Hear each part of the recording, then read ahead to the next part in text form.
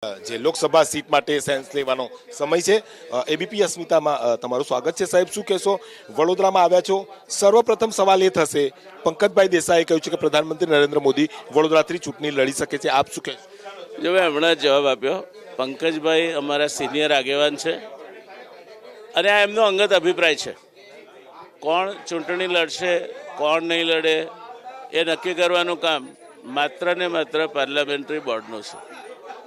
અત્યારે અમે માત્ર પ્રક્રિયાની એક ચોક્કસ વ્યવસ્થા હેઠળ અહીંયા અમને જે કામગીરી સોંપવામાં આવી છે એ માટે આવ્યા છે। ઉમેદવાર કોણ બનશે, કોણ નહીં બને, એ પાર્લામેન્ટરી બોર્ડ જ નક્કી કરી શકે, એ કામ મારું નથી। એ પ્રધાનમંત્રી પણ લડી શકે છે? કોઈ પણ લડી શકે।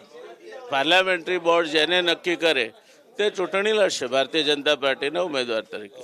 પંકજભાઈ દેસાઈએ કહ્યું છે કે જે રીતે 2014ની અંદર 5,70,000 વોટે પ્રધાનમંત્રી જીત્યા હતા, આ વખતે 7 લાખ વોટેથી તેઓ જીતવાની શક્યતા દર્શાવી રહ્યા છે। પંકજભાઈનો અભ્યાસ હશે અને એ કહે છે એની સાથે મારે જુદી વાત કરવાનું કોઈ કારણ નથી। તેઓ કહે છે તો લડી શકે પ્રધાનમંત્રી? ફરી કહું છું, ચૂંટણી કોણ લડશે તે નક્કી કરવાનું કામ માત્ર ને માત્ર પાર્લામેન્ટરી બોર્ડનું છે।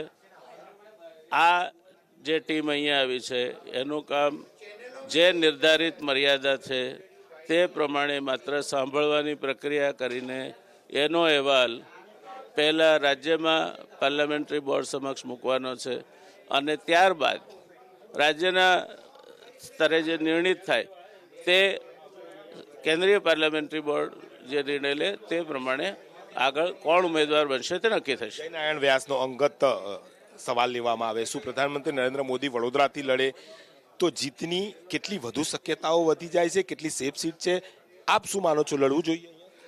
પ્રધાનમંત્રી આખા દેશમાં ગમે ત્યાંથી ચૂંટણી લડે એ ચૂંટાઈ આવશે, એમાં કોઈ શંકા નથી।